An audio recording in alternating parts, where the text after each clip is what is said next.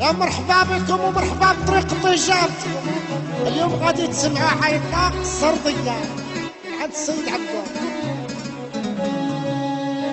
انا شبلاني بيك تبليتني يا الصريدي ودابا يجي الكويدة يجيبوا الله دابا يجي الحبيبة يجيبوا الله يا خالي يا خالي الحولي غالي ويوا سرع الله يا الحولي والحولي الحولي فين فلوسه الحولي فين فلوسه الحولي والحولي فين فلوسه والحولي فين فلوسه جيراني كاع مشاو سوق الحولي وشراو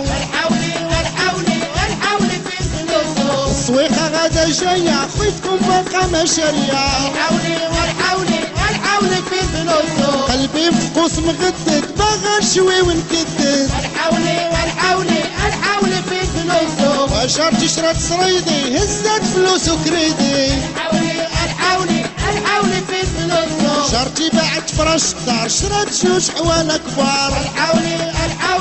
الحولي فين فلوسه جيب الحولي جيب النعاش لا معيط فمي عواج الحولي فين فلوسه عاري عليك يا ابو عبيد ناكل هم العيد الحولي فين فلوسه امالي يا ربي مالي امالي من دون الناس باغا نشوط الراس في ابو مزوي باغا نكدد ونشوي امي متيراني مديومه وباغا نكدد العظومه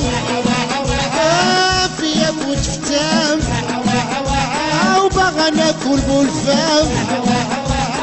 كرشي بالجوع مطويه باغا كبيده مشويه ميمتي عقلي راه تلف باغا نفور على الكتف